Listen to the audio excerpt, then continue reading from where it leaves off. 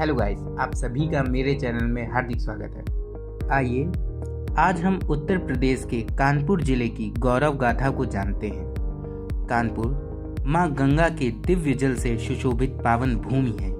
इसके उद्गम अथवा उन्नति को इस वीडियो के माध्यम से जानते हैं। तो चलिए देखते हैं कानपुर की कुछ गौरवपूर्ण बातें जो आपको अवश्य ही प्रेरित करेंगी। तो देखिए और कुछ नया सीखिए। तो चलिए शुरू करते हैं। कानपुर से कानपुर होना ज्यादा आसान है। तो कानपुर के उद्भव के, कानपुर के नाम, कैसे कानपुर का नाम आया, इसकी कुछ कहानियां हैं, कुछ बातें हैं। लेकिन इन सब बातों के साथ साथ हम कानपुर के गौरव में बात करने के लिए यहाँ इकट्ठा हुए हैं। तो सबसे पहले हम कानपुर के उन गौरवशाली लोगों के विषय में बात करते हैं जो कानपुर के जो लोग कानपुर से संबंधित हैं और जिनको आप सब जानते हैं, हम भी जानते हैं। बस यहाँ बैठ करके हम उनको एक बार देखते हैं। आप देख रहे हैं सीता माता और उनके साथ लव कुश है और उनके साथ महर्षि वाल्मीकि हैं। योगी होगा पहला कवि, आह से निकला होगा गान, सजल नैनों से बल चुपचाप बनी होगी कविता अनजान। तो पहला कवि महर्षि वाल्मीकि को माना जाता है। कहते शिकारी ने क्रोध तुलसी पर जब तीर चलाया तो उसकी माता के दुख को देख करके उनके भीतर से जो शब्द प्रस्फुटित हुए वही पहली कविता, वही वाल्मीकि ऋषि का एक आश्रम है। कहते हैं कि बिठूर में उनका एक आश्रम, बिठूर जानते हैं, जो बाहर से लोग आए होंगे वो भी बिठूर का नाम शायद सुने। तो बिठूर में एक आश्रम है जिसे वाल्मीकि आश्रम कहा जाता है। कहते हैं कि जब जैसे IIT एक इंस्टीट्यूशन है तो बहुत सारी जगह पे IIT है, एक जगह पे एक ही नहीं है। तो ऐसे ही वाल्मीकि ऋषि के बहुत सारे आश्रम होंगे, निश्चित रूप से होंगे। तो गंगा के पार भी एक आश्रम था, ऐसा कहा जाता है। तो गंगा के इधर है और गंगा के पार भी एक आश्रम। वहां भी आप जाएंगे तो वाल्मीकि का एक आश्रम है परियर में। परियर एक जगह है। परियर का पुराना नाम है परिहर, जहां पर सीता का परित्याग किया गया था। हर मतलब चली गई थी, वो दूर हो गई थी, इसलिए उसका नाम परिहर है। परिहर से बिगड़ करके वो परियर हो। वहां भी एक वाल्मीकि का कहते हैं वही वो जगह है जहां लव कुश ने राम का घोड़ा पकड़ा था और वहीं पर एक युद्ध हुआ, निकाल करके दूसरे मंदिर में स्थापित कर दिया। तो आप जाएंगे तो भक्त महाभक्त ध्रुव का एक मंदिर भी वहां पर है और राजा उत्तानपाद की राजधानी के विषय में भी ये जगह जानी जाती है। ये तो मैं इसलिए बताना चाहता हूँ कि जगह का इंपॉर्टेंस क्या है। आप ये ना महसूस करें कि आप ऐसे शहर से हैं जिसको संसार में कहते हैं बहुत गंदा शहर है, बड़ा क्राइम है, वो है। ऐसा नहीं है, ऐसा कुछ भी नहीं है। हर जगह ऐसी है, पूरी दुनिया में कहीं भी जाइए सब जगह ऐसी है। हर जगह अच्छे लोग मिलेंगे, गंदे लोग मिलेंगे। छवियां कभी कभी बदलती रहती हैं, कभी अच्छी हो जाती है, बुरी हो जाती है। ये है राजा बलि। भैया बलि का क्या संबंध है कानपुर से, कोई बता सकता है? महाराजा बलि का क्या संबंध है? कोई बच्चा बता? नहीं, चलिए। कहते हैं कि महाराजा बलि कानपुर के पास में एक आश्रम था पहले, शुक्राचार्य। देवयानी शुक्राचार्य के विषय में आप लोग जानते हो, नाम सुना हो? शुक्राचार्य कौन है? कोई बच्चा बताए? जैसे देवताओं के गुरु बृहस्पति हैं वैसे ही आश्रमों के गुरु शुक्राचार्य और बलि उसी योनि के।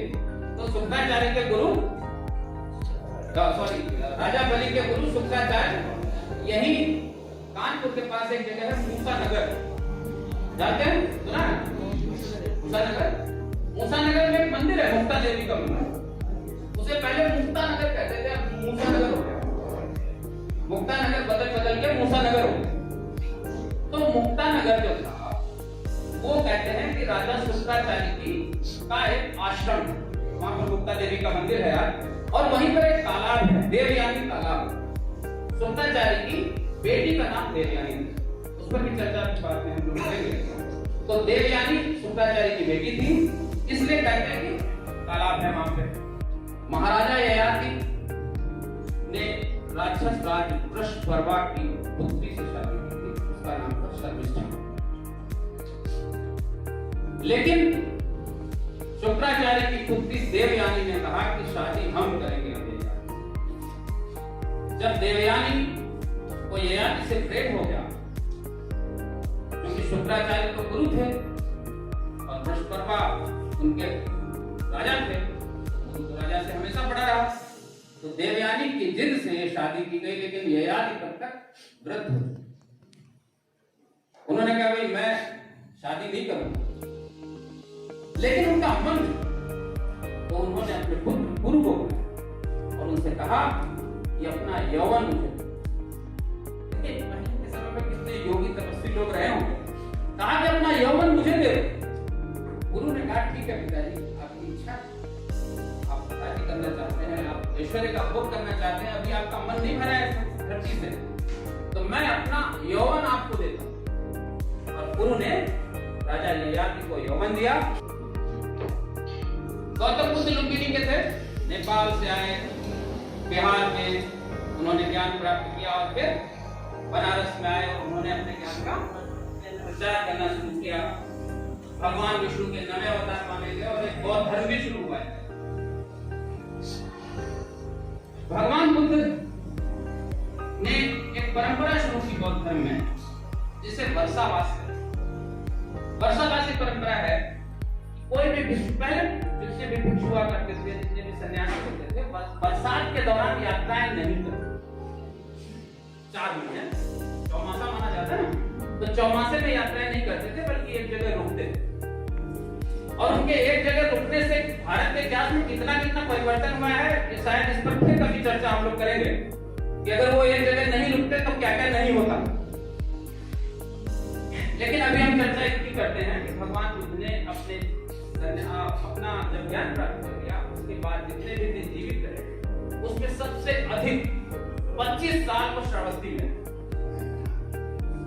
जिन जिन जगहों पर भगवान बुद्ध ने अपना वर्षावास व्यतीत किया है, वर्ष में एक बार 4 महीने, उन जगहों का बड़ा महत्व हो गया, हर धर्म में हो गया। क्योंकि भगवान बुद्ध तो हिंदू धर्म में भी माने गए, बौद्ध धर्म तो है ही उनके नाम से बहुत बड़ा धर्म, और बहुत बड़े क्षेत्र में, संसार के बहुत बड़े क्षेत्र में बौद्ध धर्म का प्रचार है। इसलिए छोटी छोटी जगह जो भगवान बुद्ध से संबंधित हैं, उन जगहों का भी बहुत विकास हुआ है, बहुत लोग जाते हैं, बहुत लोग वहां पर आराधना करते हैं। आप लुम्बिनी से श्रावस्ती, कुशीनगर, कहीं भी जाइए, वैशाली, जहां भी जाएंगे तो आपको बहुत सारी चीजें मिलेंगी। तो भगवान बुद्ध के विषय में जब लिखा गया तो कहा गया कि इन्होंने 1 वर्ष आलंबिकापुरी में बिताया। अब ये आलंबिकापुरी कहाँ है, इतिहासकार खोजते रहे, क्योंकि आलंबिकापुरी नाम की कोई पूरी धरती पर है ही नहीं, या पता ही नहीं चली। बहुत बाद में एक विद्वान हुए जिनका नाम है राहुल सांख्यायन, नाम सुना होगा। अर्थात तो घुमक्कड़ जिज्ञासा वाले घूमते रहते थे, बौद्ध धर्म के बहुत बड़े विद्वान। तो राहुल सांख्यायन ने बहुत खोज की और अंत में पाया कि आलंबिकापुरी अरौल को कहते हैं। बिल्हौर के आगे एक कस्बा है अरौल। आप जब इधर से जाएंगे दिल्ली रोड से दिल्ली की तरफ, तो बिल्हौर पड़ता है, उसके बाद अरौल। तो अरौल को आलंबिकापुरी कहा गया। और उसी आलंबिकापुरी की खोज में 7वीं शताब्दी में चीन से चलकर जो ह्वेनसांग आया। तो जब ह्वेनसांग भारत आया तो उसने उन सभी स्थानों की यात्रा की जहां भगवान बुद्ध गए थे कभी। उन सब जगहों से होता हुआ गया, तो उसने उस जगह का नाम कहा आयुतो, चीनी भाषा में आयुतो। चीनी भाषा में अलग अलग नाम है, हर जगह के नाम अलग है, आयुतो का। और जब बहुत सारी खुदाइयां हुई पिछली शताब्दी में, तो ये जो हमारा काटपुर और चौबेपुर का इलाका है, शिवराजपुर के आसपास का इलाका है, वहां पर बहुत सारे बौद्ध मूर्तियां, बहुत सारे बौद्ध चीजें, हमको तरह तरह की चीजें वहां पर मिली। तो बाद में विद्वानों ने सिद्ध किया आयुतो का मतलब है कानपुर, यानी बौद्ध धर्म का भी एक बड़ा केंद्र हमारा कानपुर रहा है। भगवान बुद्ध से कानपुर का ये सब। लेकिन एक और राजा थे कन्नौज के, जिनके विषय में शायद आपको पता नहीं होगा। उनका नाम था बाद में ऋषि विश्वामित्र। ऋषि विश्वामित्र का नाम तो सुना ही है सबने। पहले राजा थे, उनके पिता का नाम गादी। गादी के पुत्र थे और महोदय नगर के राजा थे। महोदय नगर कहते हैं कन्नौज। ऋषि विश्वामित्र कन्नौज के राजा थे। निश्चित रूप से कानपुर और कन्नौज के बीच में कोई दूरी नहीं है। हम ये नहीं कह सकते कि कानपुर और कन्नौज कुछ अलग अलग रहा हो, क्योंकि कानपुर तो अभी 200 साल पहले 250 साल पहले का। निश्चित रूप से पहले जो बड़ी जगह थी उनमें सबसे केंद्र जो था वो कन्नौज था। कन्नौज बहुत जमाने तक भारत देश की राजधानी रही, चाहे वो हर्षवर्धन का काल रहा हो या उसके बाद बिहारों का काल रहा हो या फिर गढ़वाल वंश के लोगों का काल रहा हो। ये कन्नौज भारत की राजधानी बहुत भारत शेरशाह के आक्रमण के बाद कन्नौज का पतन हो गया, बहुत ज्यादा बहुत बुरा आक्रमण हुआ। उसके बाद कन्नौज पीछे चला गया और कानपुर जो है। अब हम एक बात करना चाहेंगे कानपुर के उद्भव पर बात करते हैं। कानपुर का उद्भव जो है किस प्रकार से हुआ है। कानपुर का भूगोल पहले समझ लेते हैं, थोड़ा सा समझ लेते हैं। इसलिए समझ लेते हैं कि फिर आगे की बात समझ लेते हैं सारी, क्योंकि बिना इतिहास बिना भूगोल के इतिहास नहीं समझा जा सकता। वहां का विकास क्यों हुआ, कैसे हुआ, इसको समझने के लिए उसका भूगोल समझना पड़ता है। अगर हिमालय नहीं होता तो हमारे देश में पता नहीं कितने आक्रमण हुए, बहुत लिमिटेड आक्रमण हुए हमारे देश में 10-20, उसका प्रभाव हम लोग अभी तक थे। लेकिन अगर हिमालय नहीं होता तो सोचिए क्या होता, और तीन तरफ से हम अगर समुद्र से न घिरे होते तो क्या होता। तो भूगोल का प्रभाव पूरे इतिहास को बदल देता। कानपुर मूलतः दो नदियों के बीच में बसा है, और दो नदियां भारत की सबसे पवित्र नदी गंगा और यमुना। इसके द्वार के बीच की प्रदेश को जगह को हम कानपुर कहते हैं। कानपुर का मतलब कानपुर नगर और कानपुर देहात दोनों है। आज वो दो डिस्ट्रिक्ट है, हमने प्रशासनिक डिस्ट्रिक्ट को दो डिस्ट्रिक्ट में बांट दिया है, लेकिन कानपुर मोटे तौर पर दो नदियों के बीच में है। गंगा नदी इधर और यमुना नदी उधर। तो इसके बीच का जो प्रदेश है वो कानपुर है। इसी बीच में कुछ गंगा की सहायक नदियां हैं जो गंगा में मिलती हैं, कुछ यमुना की सहायक नदियां हैं जो यमुना। गंगा का महत्व तो आप जान ही रहे हैं, इसके विषय में कुछ बताना नहीं है। एक महान कवि हुए हैं पद्माकर, नाम सुना है, कानपुर की उपज थे वो भी। और महाकवि भूषण जिनका नाम अभी मैंने पहले लिया था, वो भी कानपुर के ही में ही पैदा हुए थे। उन पर भी चर्चा करेंगे हम लोग भूषण। तो गंगा के विषय में इतिहास में कुछ विशेष बात मिलती है, मतलब कुछ टेक्निकल बात आपको बताता हूँ। जब अंग्रेज भारत आए, यूरोपियंस भारत आए, तो पानी के जहाजों से बताइए, पानी के जहाजों में पानी नहीं होता पीने का। इस समुद्र में तो खारा पानी होता है, तो आपको पानी स्टोर करके चलना पड़ता है। तो जो जहाज कलकत्ता से अदन यानी अरब सागर यानी अरब की तरफ जाते थे, उनको पूरा श्रीलंका के तरफ से घूम के जाना पड़ता। तो उनके पानी की बहुत समस्या, हर जहाज के लिए पानी की समस्या होती थी। तो जो कलकत्ता से अदन तक जाते थे वो एक बार कलकत्ता में स्टोर करते थे और अदन तक पीते थे। लेकिन जो अदन में स्टोर करते थे, लाल सागर में स्टोर करते थे, वो गुजरात तक आते आते उनका पानी खराब।